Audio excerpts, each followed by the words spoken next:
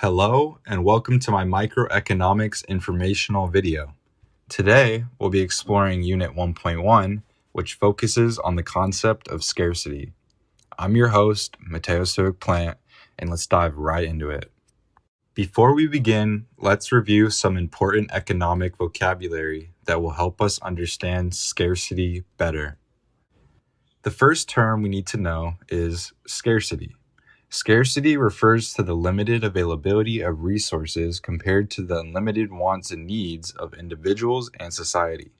It's the fundamental problem that drives economics. Another important term is opportunity cost. Opportunity cost is the value of the next best alternative that must be given up when making a choice. In other words, it's what you sacrifice when you choose one option over another. Lastly, let's talk about factors of production. Factors of production are the resources used to produce goods and services. They include land, labor, capital, and entrepreneurship. These factors are limited, and their scarcity contributes to the overall scarcity we face.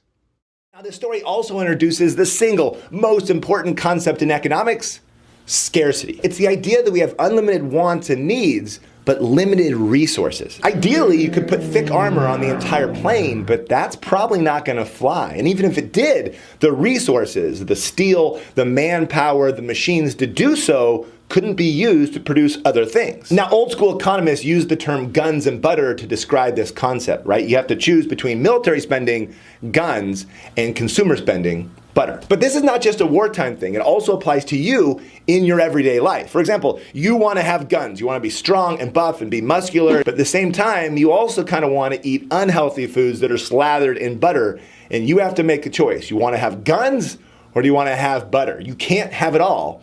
That's scarcity. And this idea also applies to the government. Politicians on both sides often make ridiculous campaign promises, and understanding economics and scarcity will help you differentiate between policies that will actually help society and policies that are just designed to win elections. I'm gonna give every single American $1 million. Now that we have a good understanding of the key vocabulary, let's apply it to a real-life scenario. Let's imagine that you have $10 to spend at the mall, and you have two options: buying a new book for $8 or going to the cinema for $6. What is the opportunity cost of going to the cinema? Is it A, $2, B, $4, C, $6, or D, $8?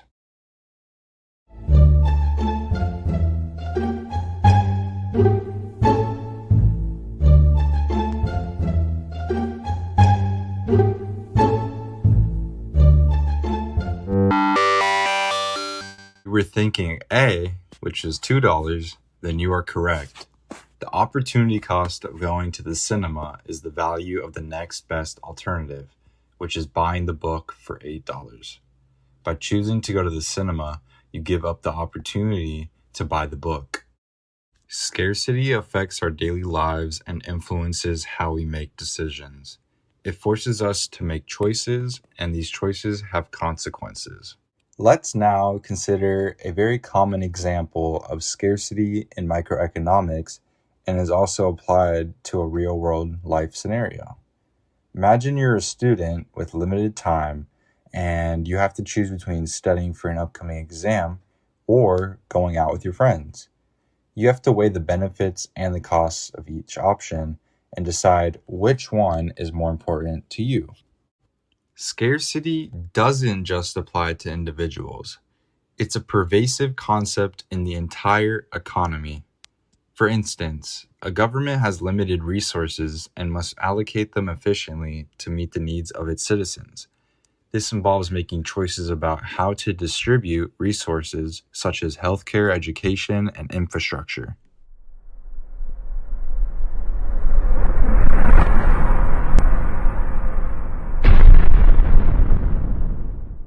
To wrap things up and to finish off strong, the idea of scarcity is the most central economic problem we face. It's the result of limited resources and unlimited wants.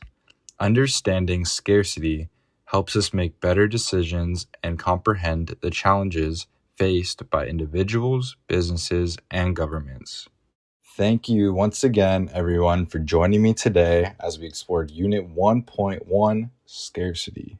I hope you found this informational video very valuable, and hopefully you guys gained a deeper understanding of the fundamental economic concept of scarcity.